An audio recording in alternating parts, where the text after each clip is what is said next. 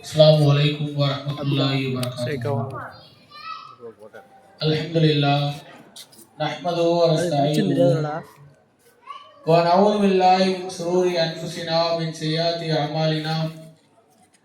May yahdihillahu fala mudilla lahu wa may yudlilhu fala hadiya lahu. Wa asyhadu an la ilaha illallah wa asyhadu anna Muhammadan abduhu wa rasuluhu amma ba'd. Faqad qala Allah ta'ala fil Qur'anil azim wal furqanil majid. A'udzu billahi minasyaitonir rajim. Bismillahirrahmanirrahim. Sadaqallahul azim. Rabbi shrah li sadri wa yassir li amri wahlul 'uqdatam min lisani yafqahu qawli. Rabbi zidni ilma. எல்லா புகழும் புகழ்ச்சியும் ஏக இறைவன் ஒருவனுக்கே உரித்தாதாக. அல்லாஹ்வுடைய சாந்தியும் சமாதானமும் உலகத்திற்கு இறுதி தூதராக அனுப்பப்பட்ட முஹம்மது நபி ஸல்லல்லாஹு அலைஹி வஸல்லம் அவர்கள் மீதும் அவர்களுடைய குடும்பத்தினர் மீதும் இன்னும் இஸ்லாத்தை தங்களுடைய வாழ்க்கையினுடைய நெறியாக ஏற்று வாழக்கூடிய முஸ்லிமான ஆண்கள் பெண்கள் அனைவர்கள் மீதும் குறிப்பாக தமிழ்நாடு தௌஹீத் ஜமாத் கடையநல்லூர் மக்கானர்களின் சார்பாக நன்மையை ஏவி தீமையை தடுக்கக்கூடிய இந்த மார்க்க விளக்க பிரச்சாரத்தின் மூலமாக இதை கேட்பதற்காக சிறிது நேரம் தங்களுடைய வேலை பொருள்களை ஒதுக்கி வைத்து அமர்ந்திருக்கக்கூடிய தாய்மார்கள் மீதும் பெரியோர்கள் மீதும் மாணவ மாணவியர்கள் மீதும் அல்லாஹ்வுடைய வற்றாத பெருங்கருணையும் என்றென்றும் நிலவட்டுமாக. கண்ணியமிக்க எல்லாம் அல்ல அல்லாஹ்வை நல்லடியார்களே, ஒரு மனிதன் இந்த உலகத்திலே அதிகம் விரும்பக்கூடிய கணவன் மனைவியாக திருமணமான தம்பதியர்கள் திருமணமான முதல் நாளில் இருந்து அல்லாஹ்விடத்திலே அதிக ஏக்கத்தோடு எதிர்பார்ப்புகளோடு கேட்கக்கூடிய ஒரு உறவுதான், இரத்த பந்த உறவுதான் குழந்தைகள் என்று சொல்லக்கூடிய உறவு. இந்த உறவுகளை குழந்தை பாக்கியம் எனக்கு கிடைத்து விடாதா, குழந்தை பிறந்து விடாதா என்று திருமணமான முதல் நாளில் இருந்து அல்லாஹ்விடத்திலே ஏக்கத்தோடு அதற்கான முயற்சிகளை மேற்கொள்ளக்கூடிய தம்பதியர்கள் இந்த உலகத்தில் இருக்கக்கூடிய எல்லா நபர்களும், அதற்கான பாக்கியம் பெற்றவர்கள் நம்மில் பலர் இன்றைக்கு உலகத்திலே தாய் தந்தையர்கள் பிள்ளைகளோடு தாயும் சேயுமாக உலக காரியங்களிலே நம்முடைய விசுவாசங்களை நாம் அதிகமாக ஈடுபடுத்தக்கூடிய ஒரு காட்சியை நாம் பார்க்கின்றோம். அல்லாஹ்விடத்திலே கையேந்துகின்றோம். திருமணமான முதல் நாளிலிருந்து குழந்தைகளை தேடுகின்றோம். குழந்தை பாக்கியம் கிடைத்ததற்கு பிறகு அந்த குழந்தைகளை எந்த அடிப்படையில் நாம் வளர்க்கின்றோம் என்பதை, இஸ்லாம் எந்த அடிப்படையில் வளர்க்க சொன்னது என்பதை நாம சிந்திக்க வேண்டாமா? இன்றைக்கு உலகத்திலே பிறக்கக்கூடிய நபிகள் நாயகம் சொன்னார்கள், உலகத்திலே பிறக்கக்கூடிய எல்லா குழந்தைகளும் இஸ்லாத்திலே தான் பிறக்கிறது. அந்த குழந்தை கபர் வணங்கியாக, சிலை வணங்கியாக, நெருப்பு வணங்கியாக மாற்றுவது தாய் தந்தையர்களுடைய வளர்ப்பில் தான் இருக்கிறது என்று நபிகள் நாயகம் சொன்னார்கள். மேலும் நபிகள் சொன்னார்கள், குல்லுக்கும் ராயின் வ குல்லுக்கும் மஸ்ஊதுன் அன் ரஅய்யத்திஹி, உங்களில் ஒவ்வொருவரும் பொறுப்புதாரிகள், அந்த பொறுப்பு குறித்து நாளை மறுமையிலே விசாரிக்கப்படுவீர்கள். ஒவ்வொரு தாயும் ஒவ்வொரு தந்தையும் தனக்கு வழங்கப்பட்ட அருக்குடையான குழந்தைகளை பற்றி விசாரிக்கப்படுவார்கள். தொழுகை பற்றி விசாரிக்கப்படுவதை நாம் கேள்விப்பட்டிருப்போம். தொலாட்டி அல்லாஹ்ட்ட கேள்வி இருக்கு நாம் அறிந்து வைத்திருக்கிறோம். நோன்பு வைக்காவிட்டால் அல்லாஹ்விடத்தில் கேள்வி இருக்கு நாம் கேள்விப்பட்டிருப்போம். குழந்தை வளர்ப்பில் நாம் குறை வைத்தாலும் பெற்றோர்கள் அல்லாஹ்விடத்திலே கேள்வி வழக்குக்கு முன்னால் நிப்பாட்டப்படுவதாக நபிகள் நாயகம் சொன்னார்கள். அந்த அடிப்படையிலே உங்களுடைய காரியங்களை நீங்கள் சீர்படுத்திக் கொள்ளுங்கள். பிள்ளைகள் வளர்ப்பிலே உலக விஷயங்களுக்கு உங்களுடைய பிள்ளைகள் எந்த அடிப்படையிலே, உலக விஷயங்களுக்கு உங்களுடைய பிள்ளைகளை எந்த அடிப்படையிலே ஆர்வம் ஊட்டுகிறீர்களோ அதைவிட பன்மடங்காக அல்லாஹ்வை வணங்கக்கூடிய விஷயத்தில் நம்முடைய பிள்ளைகளுக்கு ஆர்வப்படுத்த வேண்டும். நபிகள் நாயகம் சொன்னார்கள், உங்களுடைய குழந்தைகள் 7 வயதை அடைந்து விட்டால் ஒரு முஸ்லிமுடைய அடையாளமாக நபி அவர்கள் சொன்னார்களே தொழுகை, அந்த தொழுகையை தொழச் சொல்லுங்கள். குழந்தை 7 வயசு அடைஞ்சிருச்சு, சிறுவனாக வந்து விட்டான் என்று சொன்னால் தொழுகையை அவனுக்கு ஏவுங்கள். தக்பீர் கட்டுப்பா, என்னோட வந்து தொழுகைக்கு வா. பெற்றோர்கள் பெண் பிள்ளையா இருந்தா என்னோட வீட்டில் தொழு என்று பிள்ளைகளுக்கு எடுத்து சொல்லுங்கள்.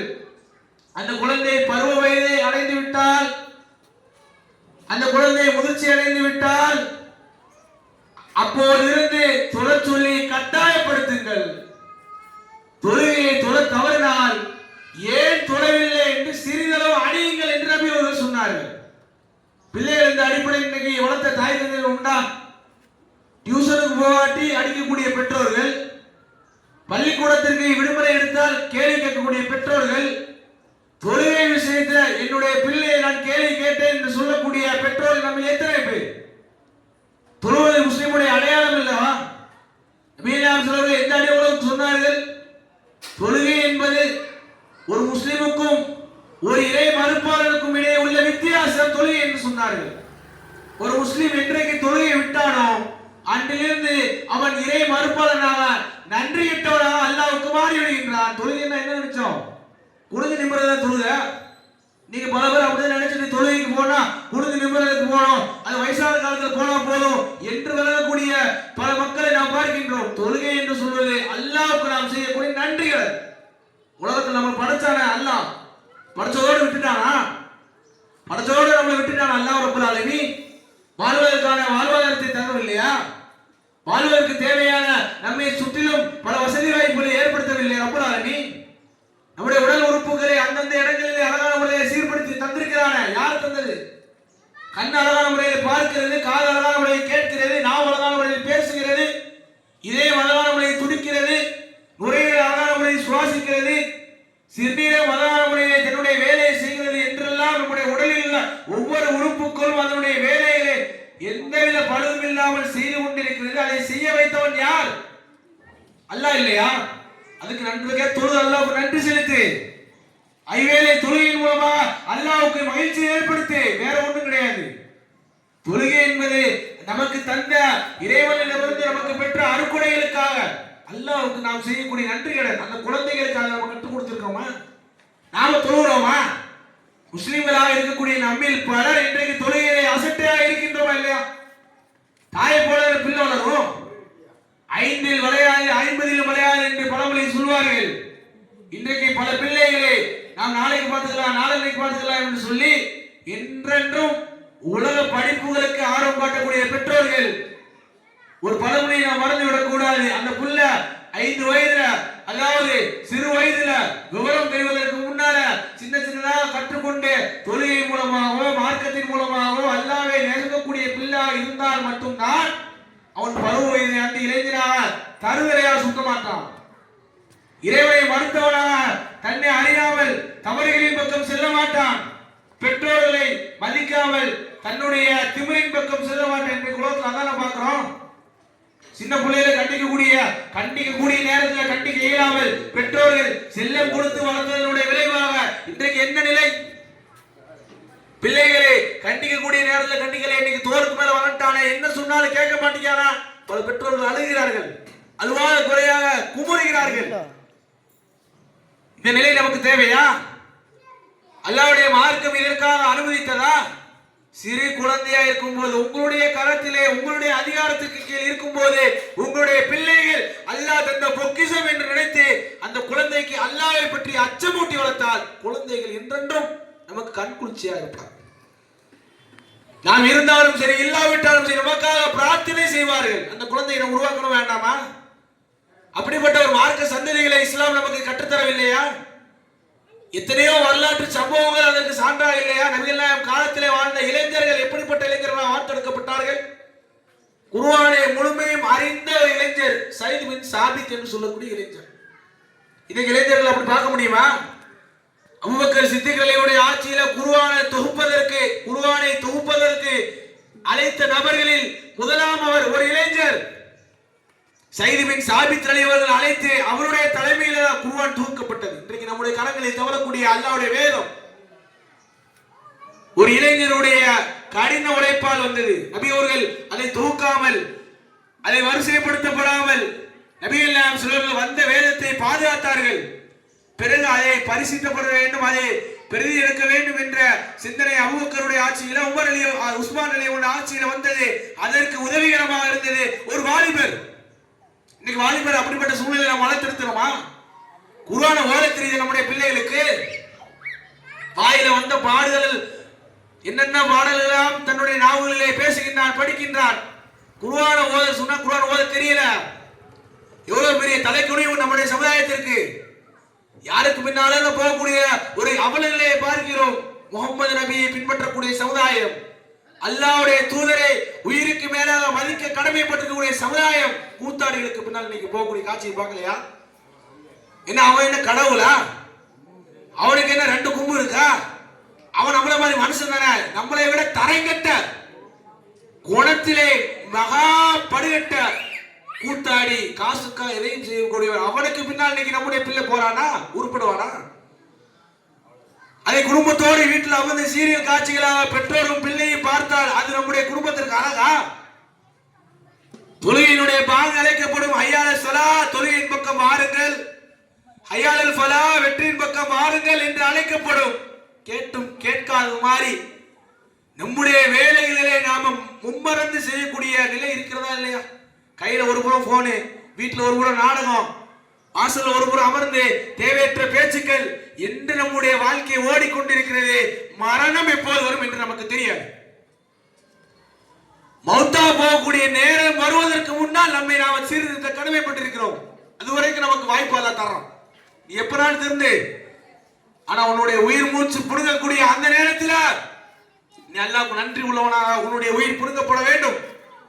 நீ அல்லாஹ்வை மறுக்காதவனாக, அல்லாஹ்வுக்கு மன்றாடி அல்லாஹ்வை தொழக்கூடியவனாக, அல்லாஹ்வுக்கு இணை வைக்காதவனாக, நன்றி உள்ள முஸ்லிமாக உன்னுடைய உயிர் பிடிக்கப்பட வேண்டும். யாக்கூப் அலைஹிஸ்ஸலாம் அவர்கள் தன்னுடைய மகள்கிட்ட சொல்லிட்டு போனாதான். யாக்கூப் நபி படுத்து கிடக்கிறாரு, சக்கராத்துடைய வேலை.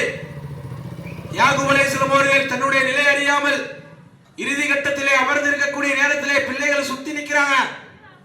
யாக்கூப் நபி சொன்னது, எப்ப அந்த இடத்துல அவ்வளவு சொத்து இருக்கு, இந்த இடத்துல அவ்வளவு சொத்து இருக்கு, அதை நீ எடுத்துக்கோ, இது அவன் எடுத்துக்கிட்டே என்று சொல்லல. என்னுடைய அருமைவானே, நான் இறந்ததுக்கு பின்னால் நீங்கள் யாரையும் கடவுளாக வணங்குவீர்கள் கேட்கிறாரு. ஒரு தகப்பன் கேட்கக்கூடிய நேரத்தில் எந்த நேரத்தில் கேட்கிறாரு?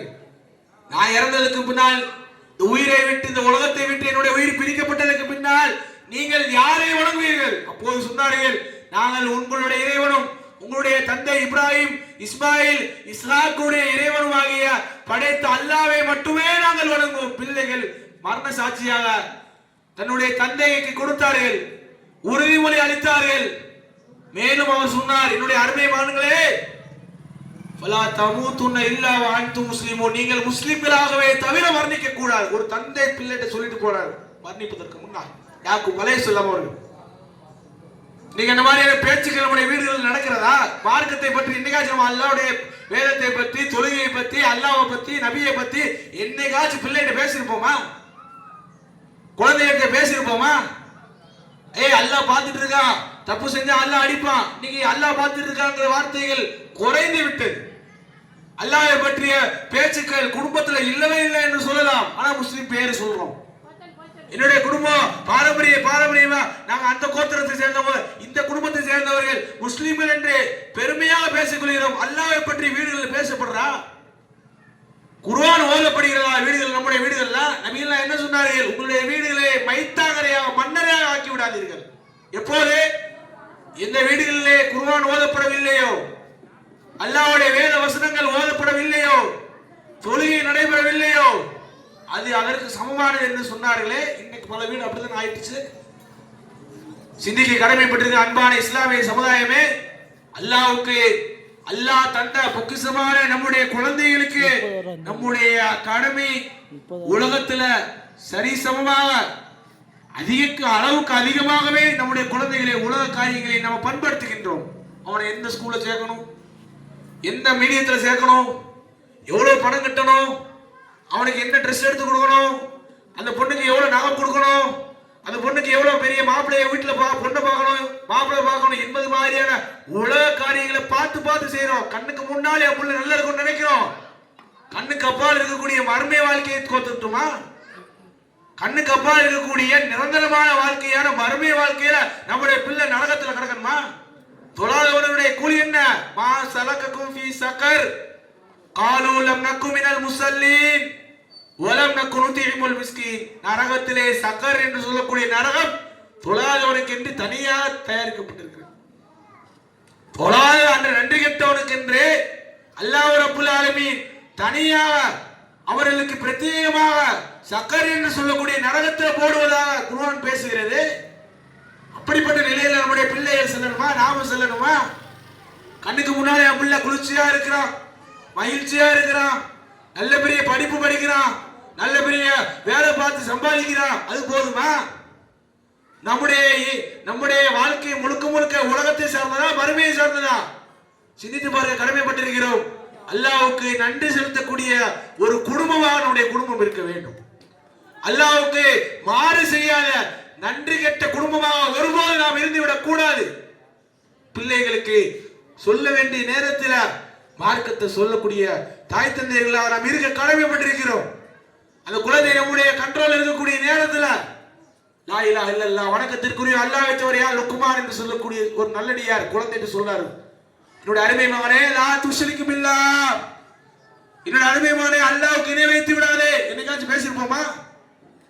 பிள்ளைகிட்ட இந்த மாதிரியான வார்த்தைகளை பயன்படுத்தியிருப்போமா? அவர் சொல்றாரு லா துஷ்ரிகு பில்லாஹ், அல்லாஹ்வுக்கு இணை வைத்து விடாதே, இன்ன ஷிர்க லதுல்முன் அலீம், இணை வைத்தல் மாபெரும் அநியாயம். யா புனைய அகீமிஸ் ஸலாத், தொழுகை நிலைநாட்டு என்னுடைய அருமை மகனே, வஅமுர் பில் மஅரூஃப் வன்ஹி அனில் முன்கர், நன்மையை ஏவு தீமையை தடு. பிள்ளைகிட்ட சொல்றாரு அவரு, தொழுப்பா, நீ தொழுதா மட்டும் போதாது, உன் நண்பன் தொழ சொல்லு, உன்னோடு இருக்கக்கூடிய பலரை தொழ சொல்லு, நன்மையை ஏவு தீமையை தடு, உனக்கு ஏற்படுவதில் அதை நீ பொறுமையை மேற்கொள்ளு, அல்லாஹ்விடத்தில் அதுதான் உறுதிமிக்க காரியம், அல்லாஹ்வை அஞ்சி நடந்து கொள், வானத்திலோ பூமியிலோ கடுகளவு ஒரு பொருள் எங்கே இருந்த போதிலும், அது பாறையினுடைய இடுக்கில் இருந்த போதிலும் அல்லாஹ் அதை கொண்டு வருவான் என்பதை மறந்து விடாதே. பூமியில் நடக்கும் போது கருவத்தோடு நடக்காத இவ்வளவு அறிவுரைகளை குர்ஆன் ஒரு தந்தை மகனிடத்தில் சொன்னதாக சொல்கிறது. இதோ கதை புத்தகமா குர்ஆனே? நாமும் அதே மாதிரி நம்முடைய வாரிசுகளுக்கு அதை சொல்ல வேண்டும் என்பதை தான் குர்ஆன் போதிக்கிறது. கதை புத்தகம் அல்ல, கேட்டுவிட்டு செல்வதற்கு, அதை கேட்டதற்கு பிறகு நம்முடைய வாரிசுகளுக்கு, அது ஆணாக இருக்கட்டும் பெண்ணாக இருக்கட்டும், நம்முடைய கையில் இருக்கக்கூடிய நேரத்தில், நம்முடைய கண்ட்ரோல் இருக்கக்கூடிய நேரத்தில் மார்க்கத்தை போதிக்கணும், தொழுகையை போதிக்கணும், அல்லாஹ்வை பற்றி போதிக்கணும், நபிகள் நாயகத்துடைய சிறப்புகளை எடுத்து சொல்லணும். நபிகள் நாயகத்துடைய சிறப்புகளை சொன்னா, அல்லாஹ்வை பற்றி சொன்னா கூத்தாடிகளுக்கு பின்னாடி போவானா? செருப்புகள் தடிக்க மாட்டானா? எவ்வளவு தரங்கட்ட கவனமுடையவர்கள் கூத்தாடிகள், அவர்களுக்கு பின்னாடி இன்னைக்கு சமுதாயம் சென்று கொண்டிருக்கிறது. அதில் இளைஞர்கள் செல்கிறார்களே, முஸ்லிம் இளைஞர்கள், வருத்தத்திற்கு செயல் இல்லையா? என் பிள்ளை அந்த மாதிரி போயிட்டா என்று குமுறுவதற்கு பதிலாக, அழுவதற்கு பதிலாக, அதை செய்வதற்கு முன்னால், அது கைமீறுவதற்கு முன்னால் நம்முடைய கரங்களில் இருக்கும் போது நாம என்ன செய்யணும் அதை பார்த்து செய்தால் மதரசாக்களுக்கு அதை அனுப்பலாம். கோடை கால பயிற்சி, கோடை விடுமுறை அளிக்கப்பட்டு விட்டது. கோடை விடுமுறையை பாழாக்கி விடாமல் அதை பயனுள்ள வழியில் நம்முடைய மகன்கள், நம்முடைய மகள்கள் பயன்படுத்துவதற்கு உண்ட வழியை ஏற்படுத்தலாம். டியூஷனுக்கு செல்வது, படிப்பது, மார்க்க கல்வியை கற்றுக்கொள்வது, குர்ஆன் எடுத்து மனனம் செய்வது, இது மாதிரியான ஏராளமான நன்மைகளை சொல்லலாம். ஒரு தாயா இருந்து தந்தையா இருந்து வேற எதற்கு நம்முடைய பிள்ளைகளை அல்லாஹ் நமக்கு தந்திருக்கான்? வெறுமனே டியூஷனுக்கு போகணும், ஸ்கூலுக்கு போகணும், காலேஜுக்கு போகணும் என்பதை மாத்திரம் போதிப்பதற்கு தான் பெற்றோருடைய நிலையா? துணை போவா 5 வேளை தொழுகைக்கு, மதிய தொழுகைக்கு லீவு தானே, 5 வேளை தொழுகைக்கு கரெக்டா போகணும், தொழுதாத உனக்கு சாப்பாடு சொன்னோமா? நாம தொழுதோமா? முதல்ல சிந்தித்து பாருங்க, கடமைப்பட்டிருக்கிறோம். இறுதி மூச்சு எப்போது வரும், மரணம் எப்போது வரும், எப்படி வரும், எதுவும் நமக்கு தெரியாது. வருவதற்கு முன்னால் அல்லாஹ்வுக்கு நன்றி சொல்லக்கூடிய குடும்பமாக, அல்லாஹ்வை அஞ்சி நடக்கக்கூடிய குடும்பமாக, அல்லாஹ்வுக்கு தொழக்கூடிய குடும்பமாக, குர்ஆனை ஓதக்கூடிய குடும்பமாக, மறுமை வாழ்க்கையை நினைத்து அஞ்சி நடக்கக்கூடிய நன்மக்களாக நம்முடைய சமுதாயமும் நாமும் இருக்க வேண்டும். அல்லாஹ் அப்படிப்பட்ட பாக்கியத்தை உங்களுக்கும் எங்களுக்கும் தருவானாக. வாஹிர் அல்ஹம்துலில்லாஹி ரப்பில் ஆலமீன். அஸ்ஸலாமு அலைக்கும் வரஹ்மத்துல்லாஹி வபரகாத்துஹு. சபையை முடியும் போது ஓதும் துஆ ஓதுவோம். சுப்ஹானல்லாஹி வ பிஹம்திஹி.